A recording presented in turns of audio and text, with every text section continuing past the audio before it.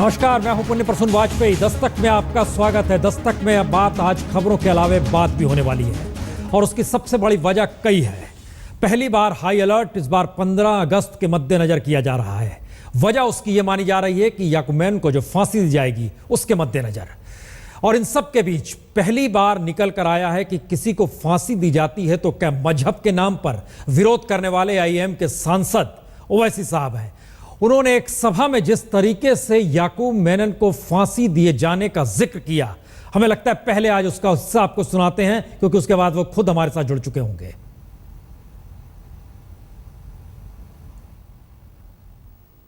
जो बैन सिंह के कातिल हैं, रजौना, बलवंत सिंह रजौना, याकूब मेमन को फांसी में देने से पहले बलवंत सिंह रजौना जो चीफ मिनिस्टर पंजाब को मारा जेल में, उसको फांसी दो।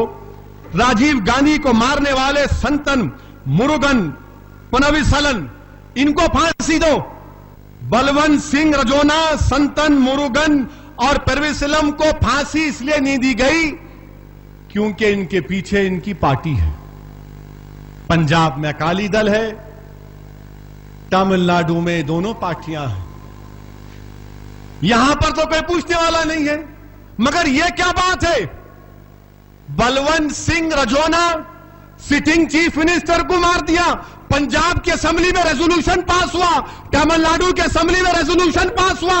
अरे जब फांसी देना है तो सबको दो, मजहब के नाम पर तफरका मत पैदा करो। दहशतगर्द अगर है तो यह भी दहशतगर्द है। ये एक सभा का भाषण है और ओवैसी साहब इस वक्त हमारे साथ जुड़ चुके हैं। उज्जवल निगम साहब भी हमारे साथ जुड़ रहे हैं। और इन सब के बीच ओवैसी साहब, पहला सवाल तो ये, आप खुद कहते थे कि आतंकवाद का कोई धर्म नहीं होता, लेकिन आज जो आप कह रहे हैं उसमें मजहब के नाम पर फांसी शब्द आपकी जुबान पर आया है, इसके मतलब क्या है? नहीं, या तो आप मेरी उर्दू की तकरीर को नहीं समझ रहे हैं या समझ के आप सही नहीं बता रहे हैं जी। मैं आपसे एक सवाल करना चाह रहा हूं कि आप जानते हैं मिस्टर बी रामन कौन थे? जी। जो रॉ के पाकिस्तान डेस्क के चीफ थे, रिटायर हुए 94 में। उनका आर्टिकल rediff.com ने छापा। Mister B Raman, late mister B Raman कह रहे हैं कि मिटिगेटिंग सर्कमस्टेंसेस जो थे, प्रोसिक्यूशन ने डेलिबरेटली कोर्ट को नहीं बताया कि कैसे याकूब मेमन को लाया गया और कैसे हमने सारी दुनिया को बताया कि पाकिस्तान इसमें मुलविस है। दूसरी बात, मैंने अपनी तकरीर में यकीनन उस बात को कहा, मैंने कहा कि आप मजहब से मत जोड़िए। बैन सिंह के कातिलों को फांसी क्यों नहीं दी जाती? राजीव गांधी के कातिलों को फांसी क्यों नहीं दी जाती? इसलिए कि वहां पर जो रीजनल पार्टी है वो उनकी तायीद कर रही है। हमारा मुतालबा यह है कि अगर कैपिटल पनिशमेंट टेररिज्म के लिए देना है तो सबके लिए दीजिए। कोर्ट के फैसले के खिलाफ हम नहीं हैं। तीसरी, प्रसून साहब एक और बात मेरी सुन लीजिए जी, कि माया कोडनानी और बाबू बजरंगी ने 97 मुसलमानों को मारा, मगर एसआईटी को उस वक्त के चीफ मिनिस्टर, अब प्राइम मिनिस्टर हैं, मिस्टर मोदी ने इजाजत नहीं दी कि उनको फांसी की सजा का मुतालबा करे। लाइफ मिल गई। और सबसे बड़ा जुर्म जो हिंदुस्तान में हुआ महात्मा गांधी के कत्ल के बाद, दिल्ली में सिखों के कत्लेआम के बाद बाबरी मस्जिद की शहादत, 25 साल 26 साल हो जाते हैं, केस नहीं चलता, सजा नहीं होती उन लोगों को। क्या प्रज्ञा ठाकुर, कर्नल पुरोहित और असीमानंद पर भी एनआईए प्रूफ करेगा कि इन्होंने भी टेररिज्म में हिस्सा लिया, उनको कैपिटल पनिशमेंट दी जाएगी? ये बात हम कर रहे हैं। मेरी आपसे अदबन गुजारिश है कि आप मुझे इस तरह से बदनाम मत करिए। नहीं, बदनाम नहीं कहकर के टेररिज्म वैसी साहब, नहीं, आपने जो मुद्दों, देखिए जो क्लिप आई हमारे सामने, देखिए हम इसको परत दर परत आपसी से बातचीत करने के लिए बैठे हैं आज यहाँ पर। हमें एक चीज बताइए, आप जिस बात का जिक्र कर रहे हैं उसमें कह रहे हैं कि अदालत का फैसला अपनी जगह पर सही है, लेकिन अदालत तक जो मामले पहुंचते हैं उससे पहले मजहब के नाम पर सियासत हो जाती है, यही बात आप कह रहे हैं? नहीं कह रहा हूं मैं, हरगिज। मैं आप मेरी तकरीर में बता दीजिए कि मैंने अपने मजहब का इस्तेमाल किया है। नहीं, आपने कहा कि 1 घंटा पंजाब की असेंबली ने, सर आप ही ने कहा ना कि पंजाब की असेंबली में एक प्रस्ताव पारित कर दिया गया, तमिलनाडु में प्रस्ताव पारित कर दिया गया। हम यही बात आपसे कह रहे हैं कि क्या सियासत आ जाती है और सियासत अदालत तक उन्हीं मामलों को ले जाती है जहां पे उसके अनुकूल हो? आप इस बात का कह रहे हैं, इस बात का जिक्र कर रहे हैं? मैं अपनी तकरीर में इस बात की तरफ इशारा दिया हूं, आपकी तवज्जो भी चाहूंगा, पूरे मुल्क की तवज्जो चाहूंगा कि दहशतगर्दी किसी से भी हो, चाहे राजीव गांधी का कत्ल हो, वो हमारे मुल्क के प्रधानमंत्री थे, बेन सिंह हमारे मुल्क के चीफ मिनिस्टर थे, क्यों इसमें यूनिफॉर्मिटी नहीं है? क्यों इसमें यूनिफॉर्मिटी नहीं की जाती? और देखिए, first post editor mister Jagannath ने आर्टिकल लिखा, rediff.com में स्क्रॉल इन में ज्योति पुनवानी ने आर्टिकल लिखा, बड़े बड़े जर्नलिस्ट ने आर्टिकल लिखा, तो क्या वो सब के सब उनकी तायीद कर रहे हैं? ये सवाल उठाया जाना वाजिबी सवाल है ये, और इस सवाल का जवाब चाहे कांग्रेस पार्टी हो या बीजेपी हो खास तौर से, या फिर वो पंजाब में अकाली दल हो, या फिर 2 रीजनल पार्टियां हो तमिलनाडु, उनको जवाब देना चाहिए। ये तो सवाल सबके जहन में है, ये सिर्फ मुसलमानों का सवाल नहीं है। जो इंसाफ पसंद शहरी हिंदुस्तान का, वो इन सवालात का जवाब चाहता है। कोई ये नहीं कह रहा है कि याकूब मेमन मुलविस नहीं है मुंबई के ब्लास्ट में, यकीनन उसके खत में उसमें लिखा है कि मैं कॉन्स्पिरेसी में मुलविस था।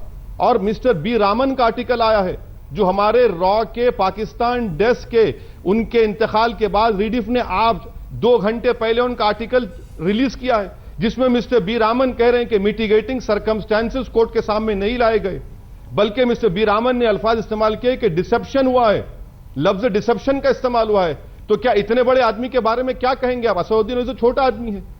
मिस्टर बी रामन जो पूरे एक्सटर्नल एजेंसी के हमारे हेड थे पाकिस्तान डेस्क के, उनकी बात आज सामने आ रही है। इसका मतलब, हम आगे बढ़े, इसका एक हिस्सा और आपसे जानना चाहेंगे वैसे साहब, जिस बात का आप जिक्र कर रहे हैं, इसका मतलब यह माना जाए कि देश में जो सत्ता है या सियासत है वो जैसा चाहती है उस दिशा में ही अदालत तक वो मामला पहुंचता है? आपको ऐसा भी लग रहा है? बाबरी मस्जिद को शहीद होकर 27 साल हो गए, केस नहीं चलता। श्री कृष्णा कमीशन में 31 पुलिस ऑफिसर्स पर गंभीर आरोप लगाए गए, जिसमें मर्डर का भी मुकदमा था, पूरे के पूरे बरी हो गए। 900 लोग हमारे हिंदुस्तान के शहरी बंबई में मारे गए, उसमें मुसलमान हिंदू थे। दिसंबर 92 में और जनवरी 93 में कुछ नहीं होता। बताइए कि माया कोडनानी, बाबू बजरंगी बेल पे निकल जाते हैं, उनके कैपिटल पनिशमेंट का मुतालबा नहीं होता। नहीं, देखिए, आप जिस फेरिस्त को गिना रहे हैं, वैसी साहब आप ठीक कह रहे हैं, आप जिन फेरिस्तों को गुजारे, चलिए हम उसमें एक और फेरिस्त जोड़ते हैं, हाशिमपुरा, वहां पर जिस तरीके से पीसीएस ने मारा था, उत्तर प्रदेश के 87 की घटना है। सवाल अब कहीं आगे, एक फैसला आया है, अदालत के जरिए एक फैसला आया है, और पहली बार आपने एक मुद्दा इस रूप में खड़ा किया है। हमारे साथ चूंकि उज्जवल निगम साहब भी हैं। उज्जवल निगम साहब, ये एक मैसेज है क्या जो ओवैसी साहब उठा रहे हैं कि अदालत के फैसले पर किसी तरह का गिला शिकवा नहीं, लेकिन फांसी देने के ऐलान के दायरे में वही क्यों आ रहे हैं, और उसको मजहबी रंग के तौर पर देखने की कोशिश इस देश के भीतर क्या शुरू हो गई, ये माना जाए? देखिए पुण्य प्रसन्न जी, मैं 2 बात साफ कहना चाहता हूं। मैं मानता हूं कि ओवैसी साहब एक बड़े होशियार, एक पॉलिटिकल पार्टी के बड़े लीडर हैं। उन्होंने डायरेक्ट तो ये बात कही नहीं, लेकिन कई ऐसे उन्होंने एग्जाम्पल देकर ये बात इंप्रेस करना चाहते हैं कि याकूब की फांसी, यानी इसका मतलब उसका मजहब से जुड़ी हुई है, ऐसा इनडायरेक्टली कहता। लेकिन डायरेक्ट तो उन्होंने ये बात नहीं कही। फिर भी मैं ये कहूँगा कि याकूब की फांसी ये पूरे सबूत कोर्ट में पेश करने के बाद की है। उन्होंने एक्स रॉ का चीफ जो रामन जी का रिपोर्ट की जो हवाला दे रहे, मैंने तो पढ़ा नहीं, फिर भी उन्होंने क्या कहा है रामन जी ने, ये पूरे बात तो मुझे पता नहीं है।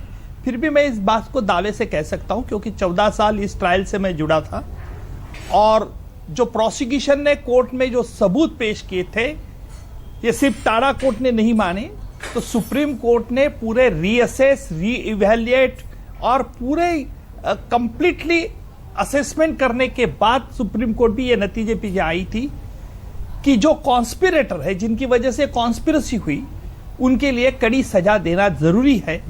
क्योंकि हमारे देश में 12 मार्च 93 में ये पहली ऐसी घटना हुई जो 12 जगह अलग अलग बॉम्ब ब्लास्ट हुए, जिसमें हिंदू गए, मुस्लिम गए, क्रिश्चियन गए, सभी कई लोगों के गए।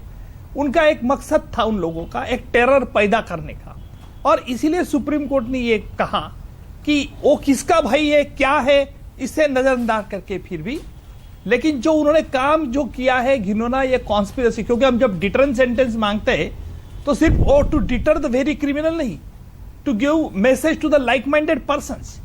और ये मुझे दुख इस बात का है, कई दिनों से मैं बात ये सुन रहा हूं कि याकूब को फांसी, जैसे सुप्रीम कोर्ट ने उनकी जो review petition, curative petition dismiss करने के बाद इस तरह से पॉलिटिकल पार्टीज अपने पॉलिटिकल एजेंडा के लिए इस तरह जो उठा रही है, उसे हमें बहुत दुख हो रहा है कि हमारा एक देश ऐसा है कि इस देश में हर कोई जात धर्म का लोग रहते हैं। नहीं, हमारी निगम यूनिटी, साहब, हमारी देश की यूनिटी बाकी की यूरोपियन कंट्री भी तारीफ करते। निगम साहब देखिए, आप वकील हैं और वो पॉलिटिशियन हैं, लेकिन एक चीज बताइए, हम उनसे पॉलिटिकल सवाल पूछेंगे। वो भी बैरिस्टर, मैंने ऐसे सुना। नहीं, वो बैरिस्टर बने, उनकी अभी भूमिका फिलहाल एक पॉलिटिशियन की है, लेकिन एक बात बताइए, वो जिस बात का जिक्र वो करना चाह रहे हैं उसके मर्म को जरा पकड़िए। श्री कृष्ण कमीशन की रिपोर्ट आई, जो दंगे हुए थे बाबरी मस्जिद के बाद इस देश में 575 के लगभग जो सरकारी आंकड़ा बताता है मुस्लिम्स मारे गए, 275 हिंदू मारे गए। सवाल ये नहीं है, सवाल ये है, आपने कभी बात कही, अदालत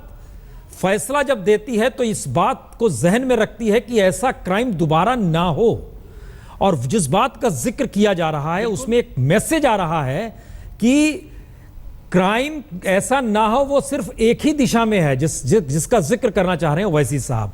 क्या इसको अदालत अपने जहन में रखती है या नहीं रख पाती है?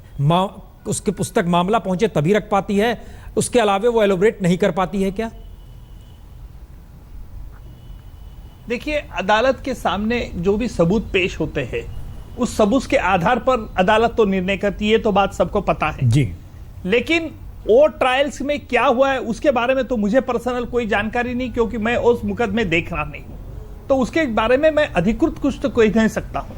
लेकिन एक जरूर बात कहूंगा, जो भी गुनहगार हो, जिसने भी गुनाह किया है, उसे सजा होनी चाहिए, इससे मैं वाकिफ हूं। ओके, ओवैसी साहब, एक मैसेज है, जैसे ही आप ये बात का जिक्र करते हैं याकूब मेनन का, और आपने एक शब्द का जो इस्तेमाल किया कि मजहब के नाम पर क्या इस देश में अब फांसी दी जा रही है, हालांकि आप संकेत की ये बात है और परसेप्शन की बात है, अगर समझ पाए तो क्या ये बोलना ऐसे देश के भीतर जहां पर हिंदू, मुस्लिम और तमाम धर्मों के लोग रहते हैं, और इस देश की स्थिति क्या है ये हर कोई वाकिफ है, किस संवेदनशील स्थिति में इस देश के भीतर किस माहौल में लोग रहते हैं, और उसको बिगाड़ना नहीं चाहिए, क्या ये मैसेज देश के भीतर कहीं आपको लगता नहीं है कि स्थिति बिगाड़ने वाला बयान हो सकता है ये ओवैसी साहब? सर, मैं आपके सामने जर्नलिस्ट का नाम ले रहा हूं जिन्होंने याकूब मेमन के फांसी की सजा के खिलाफ आर्टिकल लिखा है। फांसी की सजा के ऊपर, उसके इन्वॉल्वमेंट पर तो सबका इन्वॉल्वमेंट है, कोई इनकार नहीं कर रहा है, तो क्या वो लोग देशभक्त हैं? नहीं है। नहीं, ये हम क्या कह रहे हैं कि रिपोर्टर और जर्नलिस्ट की राइटिंग और एक पॉलिटिशियन जिसे जनता ने चुना है, उसके डायलॉग्स में अंतर होगा सर। सर, क्या आज के जमाने में ट्विटर, सोशल मीडिया, इन तमाम के वजूद इन दौर में जब एक आर्टिकल छपता है, सब लोग पढ़ते हैं, तो क्या आप उन पर भी शक की सुई उठाएंगे? यकीनन उठाएंगे। हम इसी बात पे आ रहे हैं, हम इसी बात पे आ रहे हैं। ट्विटर पे जो चल रहा है, सोशल मीडिया में सर जो चल रहा है, वो आपका आधार नहीं हो सकता। आप पार्लियामेंट्री हैं, आप कॉन्स्टिट्यूशन की शपथ लिए हुए हैं, लेकिन ट्वीट करने वाले शख्स ने कॉन्स्टिट्यूशन की शपथ नहीं ली है। बिल्कुल, मैं कोई अनकॉन्स्टिट्यूशनल बात नहीं कर रहा हूं, और जिस कॉन्स्टिट्यूशन की आप बात कर रहे हैं उसी कॉन्स्टिट्यूशन ने मुझे फ्रीडम ऑफ एक्सप्रेशन दिया है, और अगर मैं कोई गलत बात कर रहा हूं तो आप कानून मुझ पर इस्तेमाल करिए, मुझे जेल में डालिए, और अगर हो सके तो फांसी पे चढ़ा दीजिए बीच चौरस्ते पे। मुझे उसका भी, मैं हंसते हुए मुस्कुराते हुए फांसी के पंदे को उसको मुस्कुराते हुए पहन लूंगा। मगर क्या मैं जो बात उठा रहा हूं क्या वो गलत है? बताइए कि अगर इतना बड़ा तूफान क्यों नहीं उठता जब पंजाब में असेंबली में ऐसा हुआ, तमिलनाडु में हुआ, और सुप्रीम कोर्ट ने यह कहा कि राजीव गांधी के कातिलों के ऊपर सेंट्रल गवर्नमेंट, मैं कांग्रेस को भी ब्लेम कर रहा हूं, उसने उस पर सोते रहे और उनकी कैपिटल पनिशमेंट को कम्यूट कर दिया गया लाइफ सेंटेंस में। आज सुप्रीम कोर्ट कह रही है कि उनको ये आज एक नया बात आई, सामने आई। मेरी राय है, आप इससे इख्तलाफ कर सकते, मगर यकीन जानिए कि आप कोई नेशनलिज्म का पैरामीटर तय मत करिए बैठकर आप कि नहीं ये नेशनलिज्म का पैरामीटर है और इसी पर आपको चलना पड़ेगा। नहीं सर, जितना मुझे इस मुल्क से मोहब्बत है शायद आपको भी नहीं होगी, मगर इसका यह मतलब नहीं है कि मैं आपके ही बताए हुए नेशनलिज्म को एक्सेप्ट करूंगा। मेरी राय है, मेरे सीने में तकलीफ है, मेरी जबान आपको कड़वी लग रही होगी मगर नाइंसाफ नहीं, हमें कड़वी लग रही है ना। देखिए, देश, आप भी नागरिक हैं, हम भी नागरिक हैं, और निगम साहब भी नागरिक हैं, और जो दर्शक सुन रहे हैं वो भी नागरिक हैं। सवाल सिर्फ इतना है कि आप एक कागज निकालते हैं, उसमें रजौना का जिक्र, आप इंदिरा गांधी के हत्यारों का जिक्र नहीं करते हैं, आप उन फांसी दिए गए लोगों का जिक्र नहीं करते हैं, धनंजय का जिक्र आप नहीं करते हैं। हाँ, इंदिरा गांधी के कातिलों को फांसी दे दी गई थी, तो राजीव गांधी के कातिलों को क्यों नहीं देते फांसी आप? कौन रोक रहा है आपको?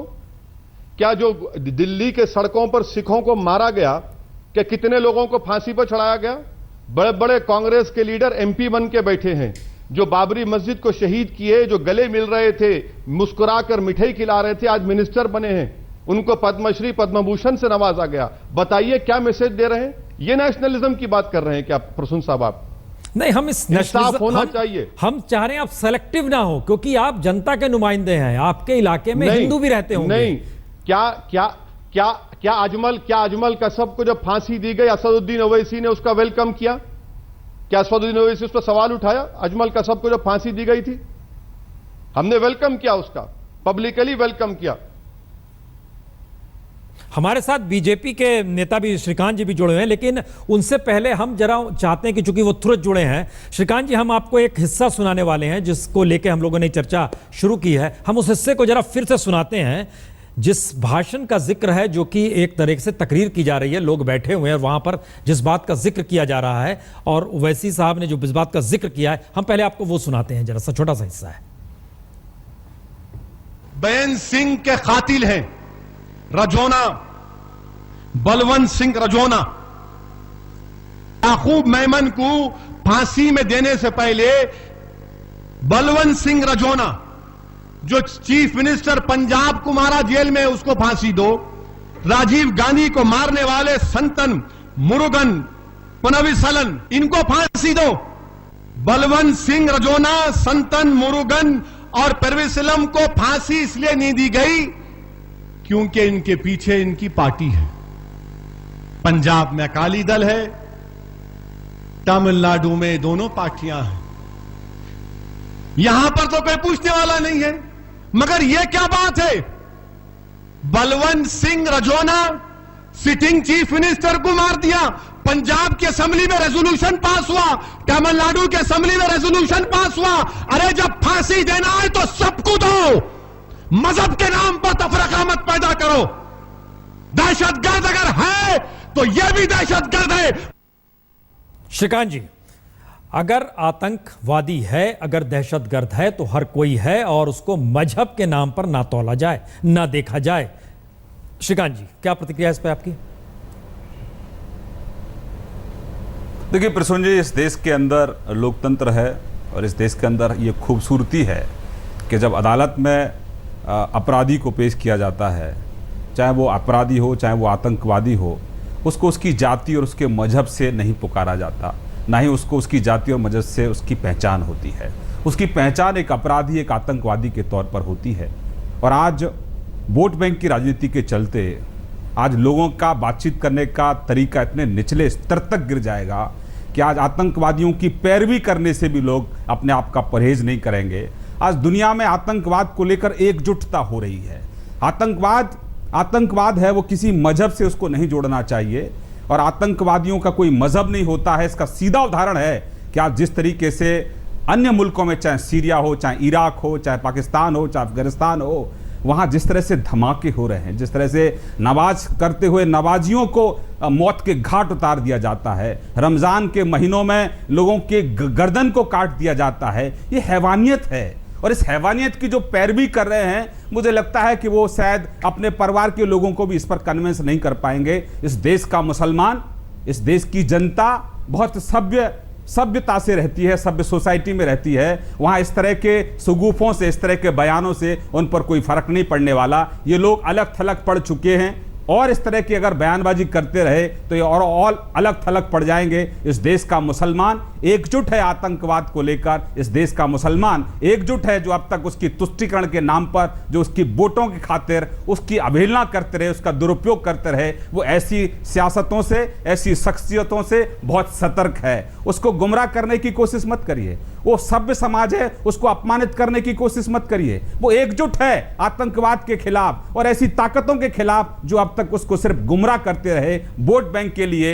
इनका नहीं, किसी भी मजहब से कोई लेना देना नहीं है आप जनाब। जिस बात का ये जिक्र सिर्फ कर जहर फैलाने का काम कर रहे हैं। श्रीकांत जी, मसला है कि आतंकवाद को लेकर मेरे ख्याल से ये किसी ने नहीं कहा कि आतंकवादी को आप फांसी मत दीजिए। मसला दूसरा है, जो घटनाओं का जिक्र लगातार बहस में आया है, क्योंकि वो आप उनके कुछ आर्गुमेंट है और उनका कहना है कॉन्स्टिट्यूशन उनको ये राइट देता है कि उन्हें बोलने की आज़ादी इस देश में है क्योंकि वह भी इस देश के नागरिक हैं। सवाल ये था कि क्या इस देश में वोट बैंक, जिसका जिक्र आप भी कर गए, वोट बैंक की सियासत फांसी देने के फंदे तक पहुंचने से रोकने की स्थिति भी इस देश में ला सकती है? क्या ये स्थिति है या नहीं है? प्रसूत जी, मैं नहीं मानता कि किसी आतंकवाद को, जिसको कोर्ट फांसी की सजा दे चुका है तमाम सबूतों के बाद, उस पर कोई चर्चा की भी गुंजाइश है। आज जिस हम समाज में रहते हैं वहां इस तरह की घटनाओं पर चर्चाओं की भी इजाजत मेरे ख्याल से नहीं होनी चाहिए, क्योंकि आतंकवादी आतंकवादी है। उसको मजहब के नाम से क्यों आप पुकार रहे हैं? उसके खिलाफ तमाम सबूत हैं जो कोर्ट में साबित हो चुका है कि हिंदुस्तान का सबसे बड़ा आतंकवादी वो घटना थी। जिस तरीके से उसमें कितने 12 ब्लास्ट हुए, कितने लोगों की जान उसमें गई।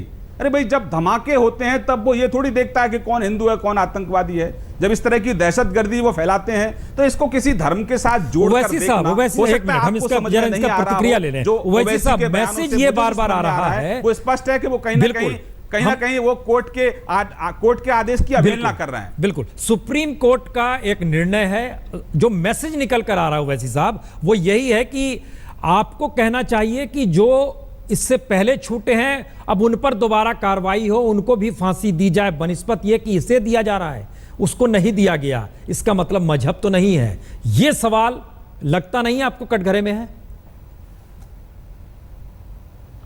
नहीं सर, हम तो कटघरे में जिंदगी भर रहेंगे।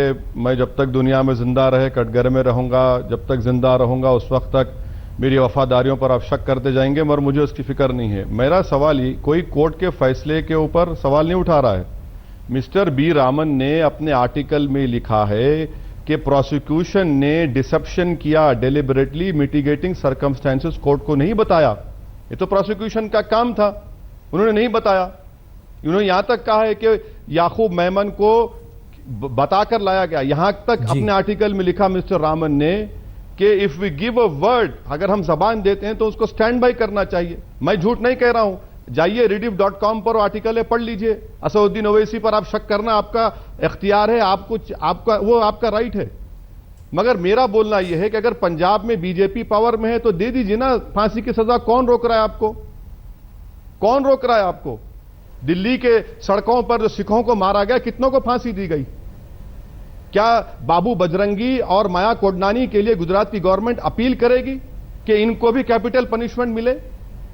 बाबरी और श्री कृष्णा कमीशन ने क्या कहा था कि फसाद और बॉम्ब ब्लास्ट की जड़ तो मक्का बाबरी मस्जिद की शहादत है। ये मेरे अल्फाज नहीं है सर, श्री कृष्णा कमीशन की रिपोर्ट में लिखा गया, ओरिजिनल सिन कहा गया। और बाबरी मस्जिद का मुकदमा चल रहा है, जो उसमें एक्यूज हैं वो होम मिनिस्टर बन जाते, मिनिस्टर्स बन जाते, हम पर हुकूमत करते, उनको बड़े बड़े अवार्ड से नवाज दिया जाता। मैं बीजेपी के जो स्पोक्स पर्सन है उनसे यहां तक मुत्तफिक हूं, इस बात तक मुत्तफिक हूं कि हां, आतंकवादी का कोई रिलीजन नहीं है। यकीनन मुसलमान पर शक नहीं कर सकते आप। जहां पर मुल्क की वफादारी सालमियत का मामला आएगा, हम यकीनन सबके साथ ठहरेंगे। कौन कह रहा है कि हम आतंकवादियों की तायीद कर रहे हैं? हम आपसे कह रहे हैं कि इंसाफ करिए भैया। आप मुझे पसंद नहीं करते, ये आपका बुनियादी राइट है, आप मुझे पसंद मत करिए, मुझसे नफरत करिए, मगर इंसाफ तो करिए। इंसाफ करने से कौन रोक रहा है आपको? हम तुरंत लौट रहे हैं, श्रीकांत जी और निगम जी, हम तुरंत लौट रहे हैं, एक छोटे से ब्रेक के बाद तुरंत लौट रहे हैं।